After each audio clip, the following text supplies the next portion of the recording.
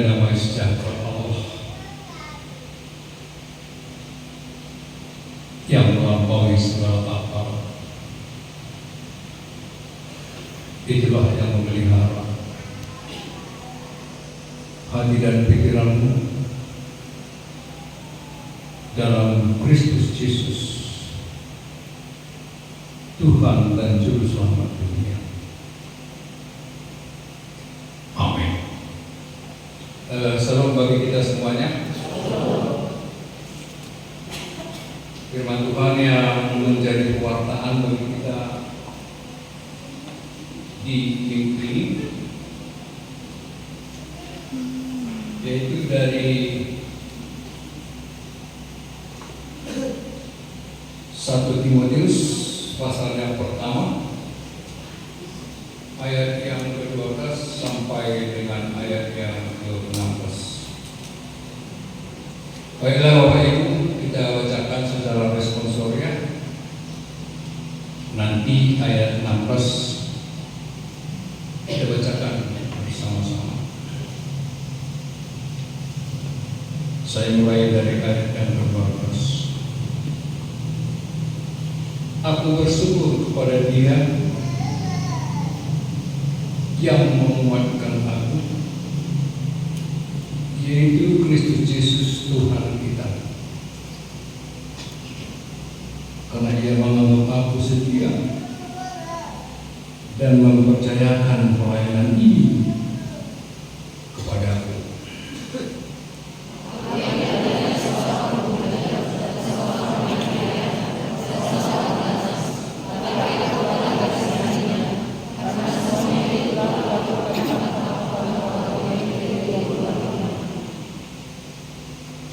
Malah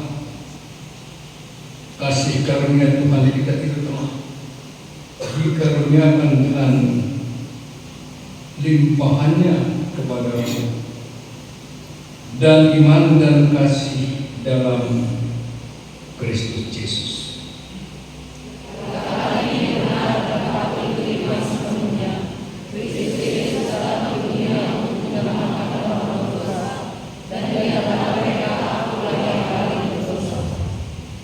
Ayat 16 kita bacakan bersama-sama. Tetapi justru karena itu aku dikasihani pada dalam diriku sebagai orang yang paling berdosa, yang Kristus menunjukkan seluruh kesabarannya, dan demikian menjadi contoh bagi mereka yang kemudian percaya kepadanya dan mendapat hidup yang kekal. Demikian pembacaan firman Tuhan yang telah kita bacakan bersama-sama. Minggu ini adalah minggu yang terakhir ketika kita telah melewati tahun 2024. Dan ketika kita telah memestakan peringatan kelahiran Tuhan Yesus Kristus, di mana penuh sukacita kita semua merayakan kelahirannya. Tentunya hari ini adalah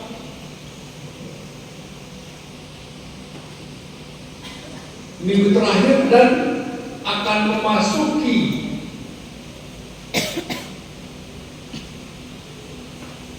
tahun baru 2020. Di sana sini tentu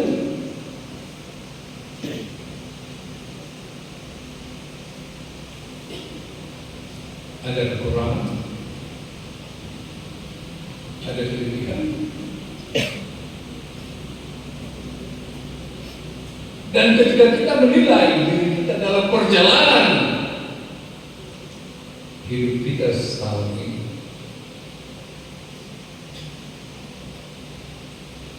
yang menjadi introspeksi bagi kita, agar hari-hari yang akan datang kita lalui penuh dengan damai sejahtera, sebagaimana yang telah kita lalui pada tahun 2024 ini. Bapak Ibu yang seiman dalam nama Tuhan kita, ada sebuah ilustrasi. Ada seorang guru, tidak usah kita katakan bahwa guru ini seorang bapak ataupun seorang ibu, artinya seorang guru yang membawa segelas kopi, seperti contohnya kopi saya tadi di depan. Kopi ini tinggal setengah kopinya, dan setengah lagi di gelas ini adalah kosong. Mungkin karena setengah sudah diminum. Tinggallah setengah isi kopi dalam gelas dan setengah yang sudah kosong. Lalu sang guru bertanya, "Hai para murid, apa yang kalian lihat dalam gelas ini?" Lalu sebagian murid menjawab, "Yang kami lihat di dalam gelas itu adalah setengah yang kosong." Baik, itu benar, sang guru menjawab. Lalu sebagian lagi menjawab bahwa setengah daripada gelas itu adalah masih berisi kopi. Baik, kata sang guru, apa yang mau dikatakan oleh ilustrasi ini?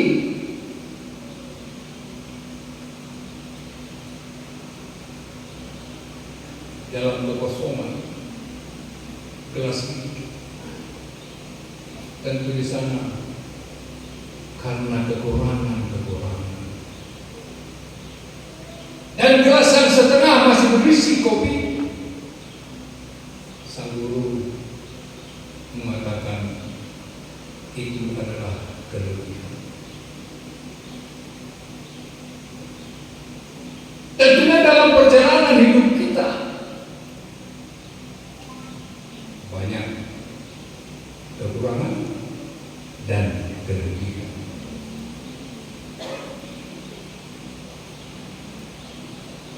Dalam kelebihan dan kekurangan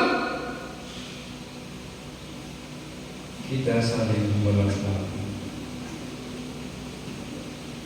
Kita tidak hanya melihat kekurangan orang lain dan mau menonjolkan kelebihan kita,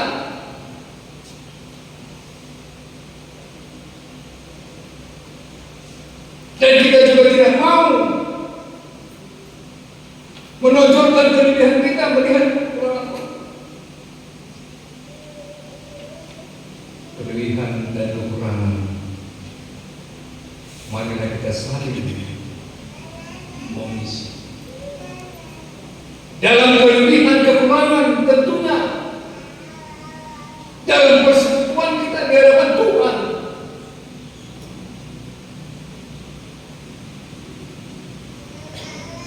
saling menerima apa adanya. Kalau kita menerima saling apa adanya, tentu kita bersyukur kepada Tuhan.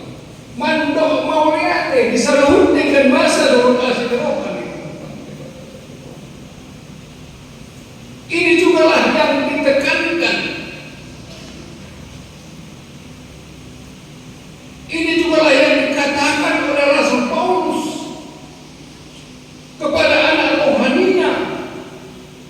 yaitu Timotius,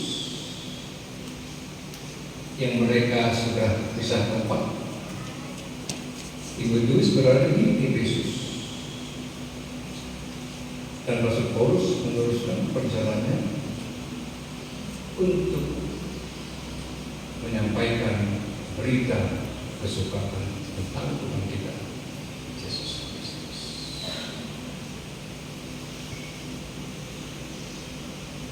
Ayat 12 dikatakan, aku bersyukur kepada Dia yang menguatkan aku, yaitu Yesus Kristus Tuhan kita. Aku bersyukur kepada Dia.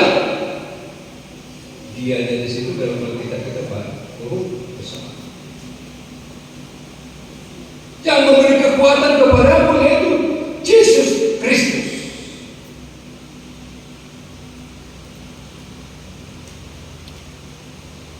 Dalam kelemahan, dalam kepapaan kita, dalam semua perjalanan,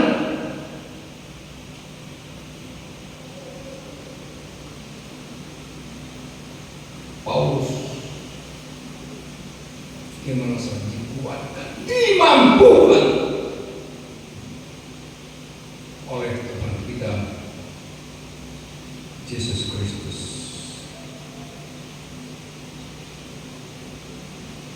Karena Ia menganggap aku setia dan mempercayakan pelayanan ini kepadaku.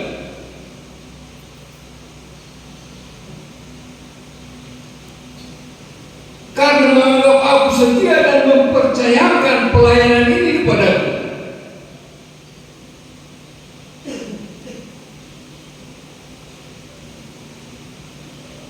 Bapak Ibu yang simak dalam nama Tuhan kita Yesus Kristus, mempercayakan. Bagaimana kita ketahui bahwa Paulus sebelum dia memberitakan Injil, namanya adalah Saulus. Dia yang mengejar-ngejar orang yang percaya kepada Yesus Kristus.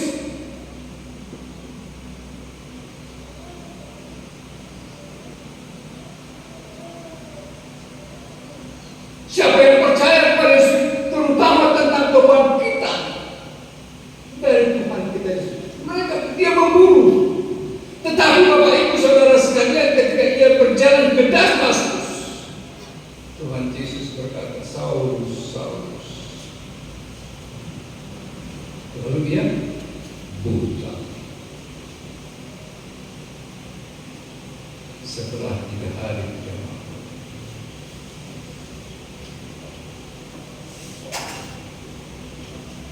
Lalu nama Saulus berubah menjadi Paulus. Artinya dari orang-orang yang mengejar-ngejar orang Kristen menjadi pemberita Injil. Ketika ia memberitakan Injil,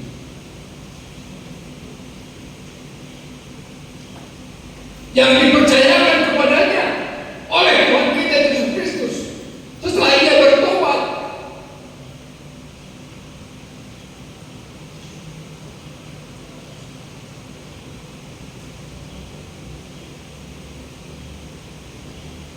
banyak tantangan, banyak ancaman yang dia hadapi.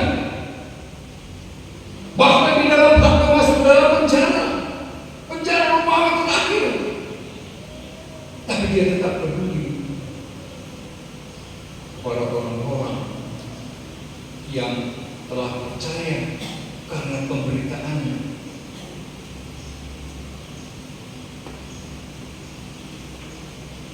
Walaupun dalam perjalanan ia, walaupun banyak didera, walaupun banyak penderitaan, hambatan, tantangan yang dia hadapi,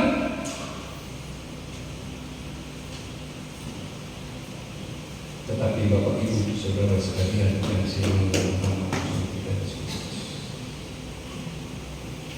Timotius yang masih muda,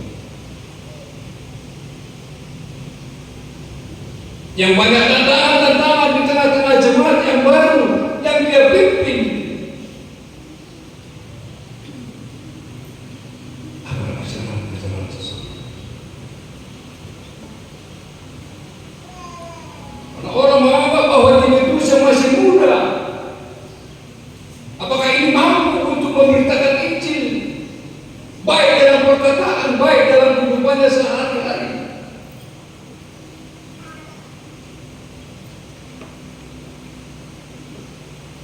Tetapi Paulus yang mau ditekankan, Timotius anak rohaninya,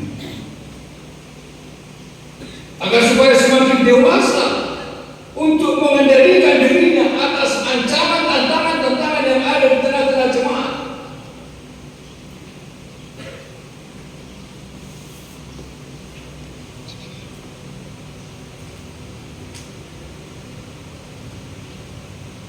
Rasul Paulus sering menguatkan iman, sekalipun ia dalam penderitaan, sekalipun ia di kurungan, sekalipun ia di dalam penjara. Rasul Paulus itu dikerangking sendiri dia.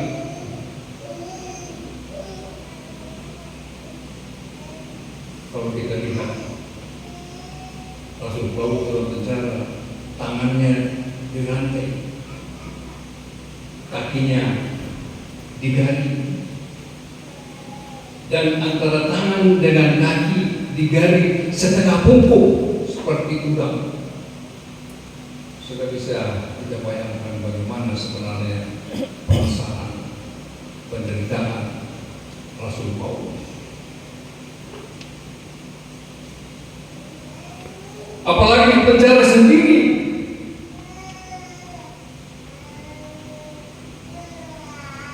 Tapi walaupun demikian penderitaannya,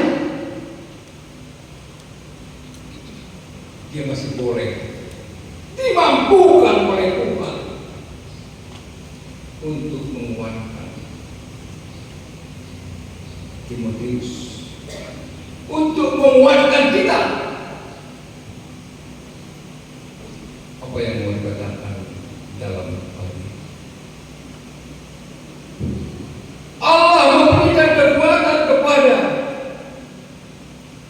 Paulus ketika dalam penderitaannya dia mengatakan, jangan khawatir, jangan takut. Yang mau ditekankan di situ ialah yang berubah, yang menyembuhkan, yang menderita, yang menghibur. Ini telah diberikan Tuhan Yesus suatu teladan ketika dia disalibkan. Bapa, ampunilah mereka karena mereka tidak tahu apa yang mereka lakukan. Ketika dipaku, disalibkan dalam penderitaan via dolorosa Tuhan Yesus Kristus,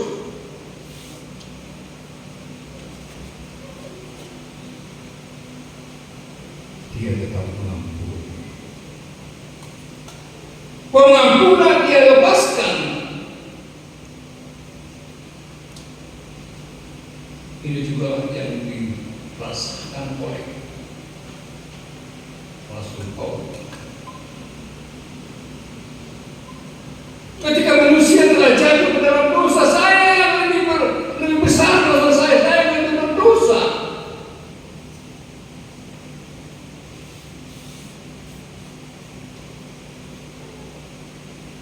Karena saya telah membunuh orang Kristen. Maka Stefanus di hadapannya terbunuh, dia meninggal.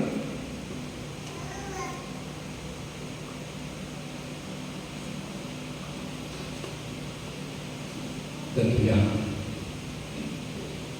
hal ini juga menjadi perenungan bagi kita. Tidak hanya kepada Timotius, tapi kita semua yang telah berjalan berdiri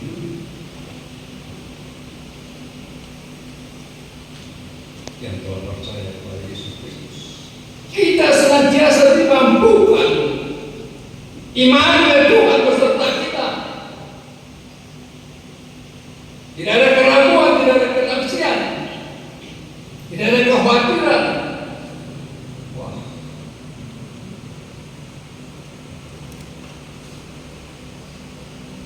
Gimana ya pada 27 tahun itu? Opung saya masih dalam sakit-sakitan. Ibu saya masih dalam sakit-sakitan. Bapak saya masih dalam sakit-sakitan. Bagaimana ya?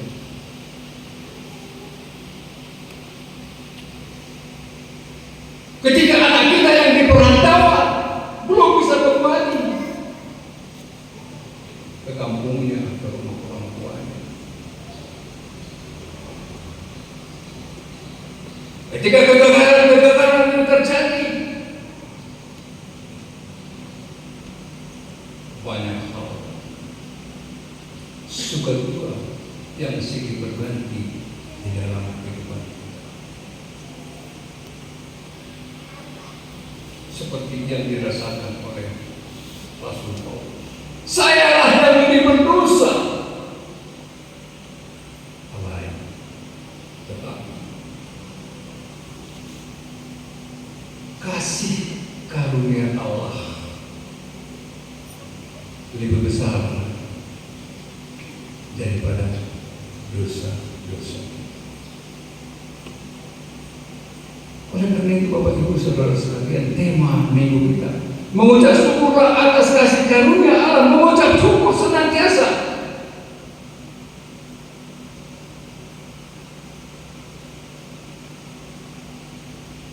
Ayat yang lain Rasul Paulus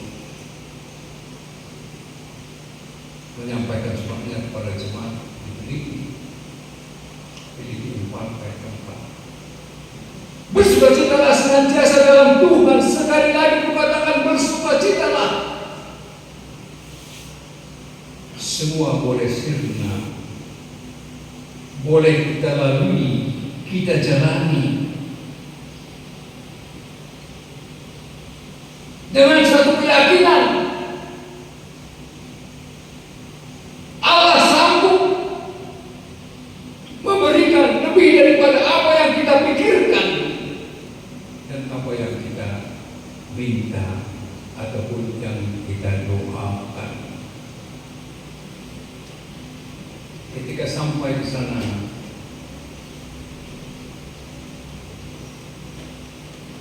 iman kita,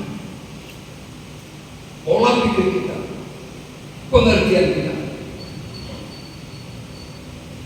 Tuhan beserta dengan kita. Tentunya Tuhan tidak saja menyertai apa yang telah kita lalui, Tuhan menyertai kita sampai masuk di tahun baru. Bapak Ibu yang simak dalam nama Tuhan kita Yesus Kristus.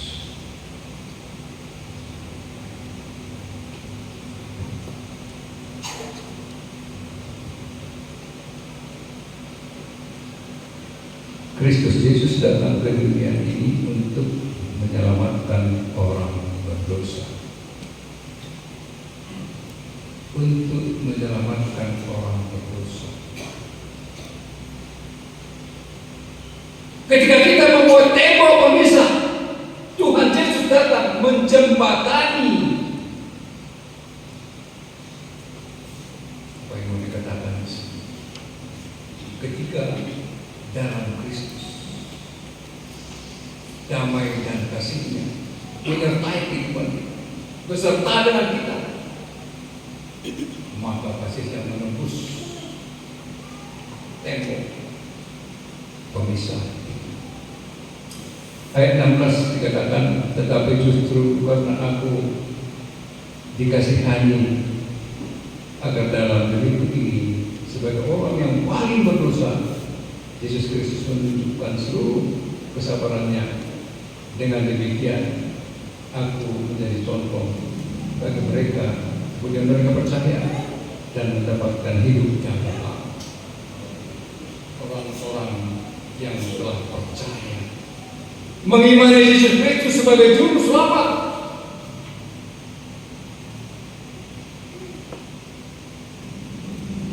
tentunya terpanggil untuk menjadi surat Kristus yang boleh dibaca orang.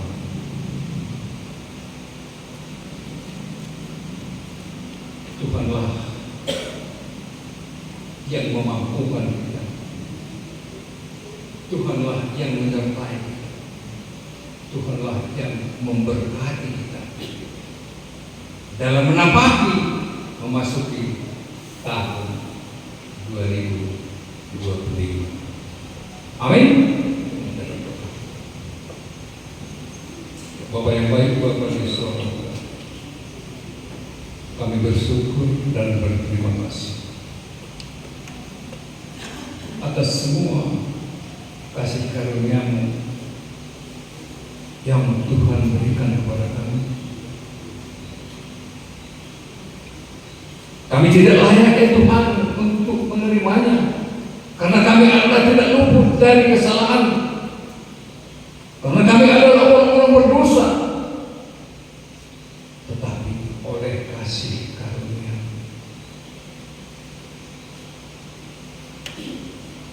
Tuhan mengasihi kami, Tuhan mengampuni kami.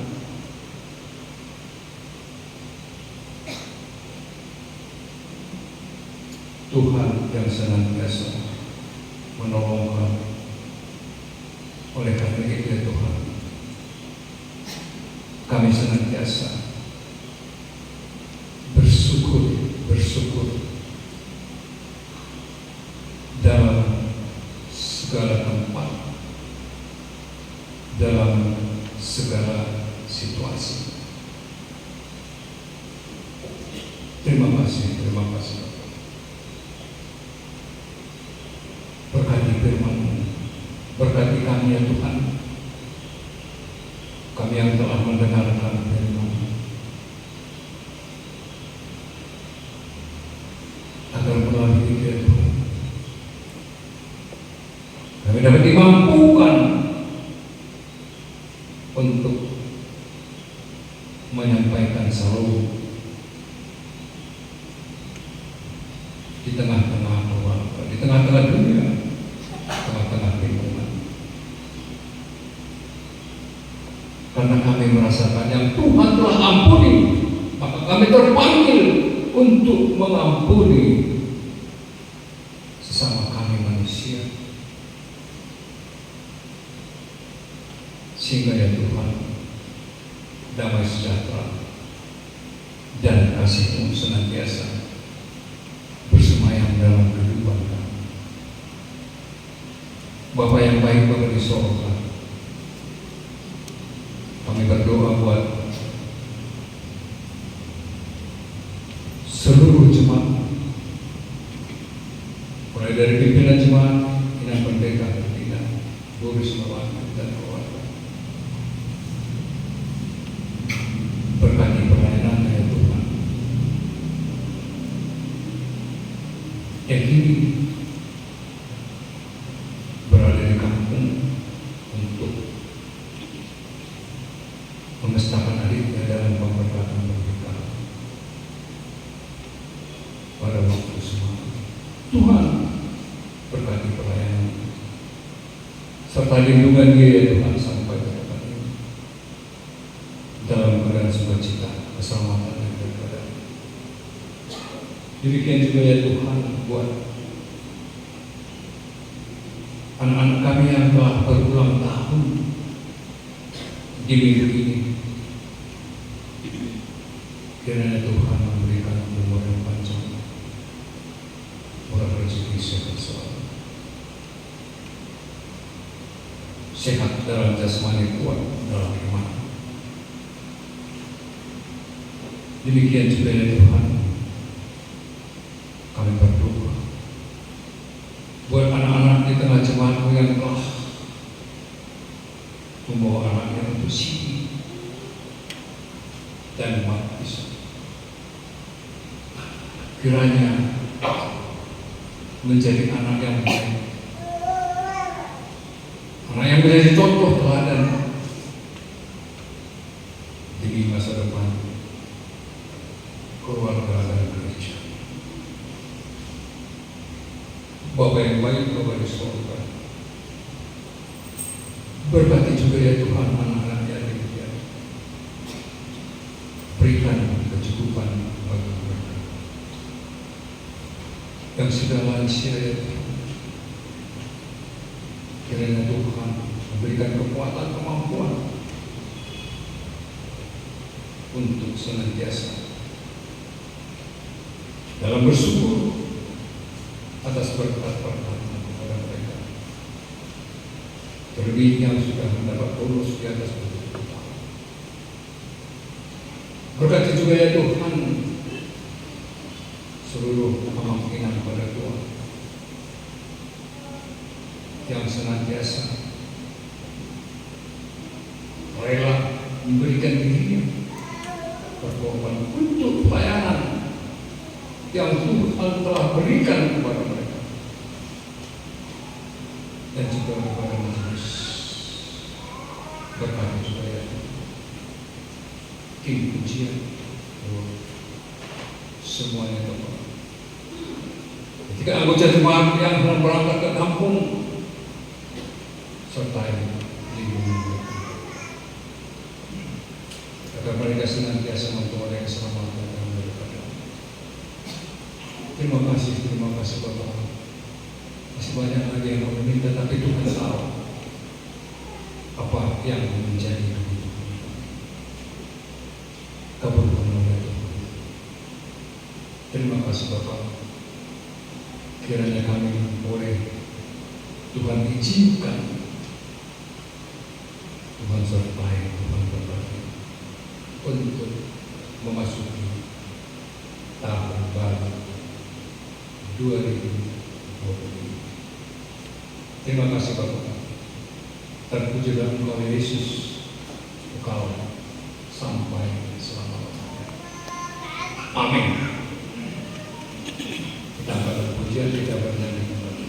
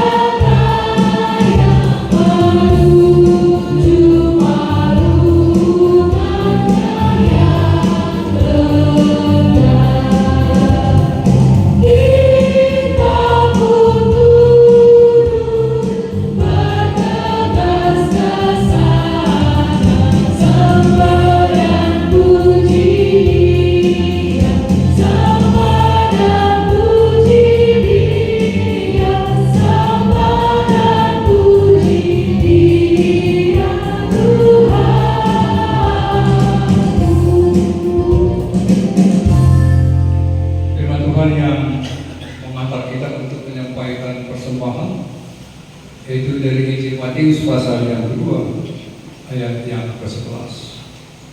Maka masuklah mereka ke dalam rumah itu dan melihat anak itu bersama Maria ibunya, lalu sujud menyembah dia. Mereka membuka tempat harta bendanya dan mempersembahkan persembahan kepadanya, yaitu emas, kemenyan, dan mur. Amin. Kita kumpulkan persembahan.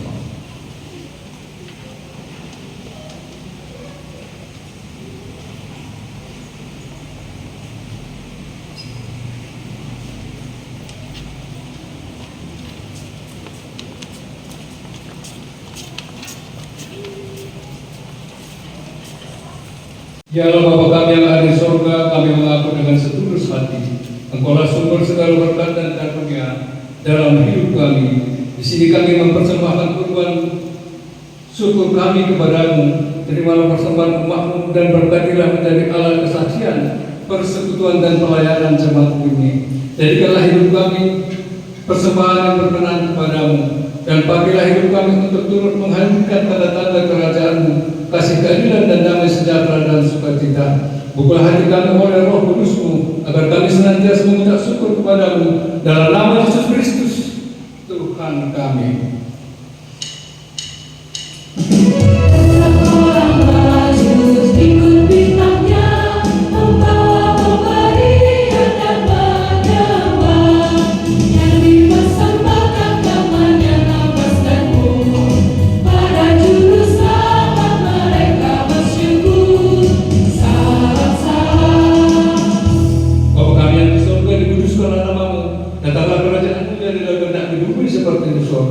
Berilah kami pada hari ini makanan kami yang secukupnya, dan ampunilah kami akan kesalahan kami, seperti kami juga mengampuni orang bersalah kepada kami. Dan janganlah bawa kami dalam percobaan, tetapi lepaskanlah kami daripada yang jahat.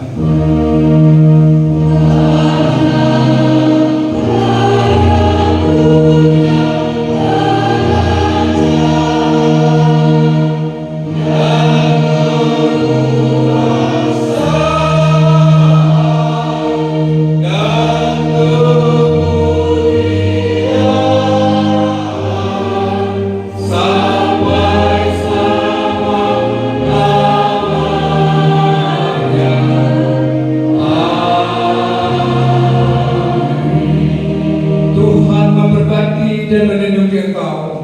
Tuhan menyinari wajahnya dan engkau kasih karunia. Tuhan menghadapkan wajahnya kepadamu dan memberi engkau damai sejahtera. Amin.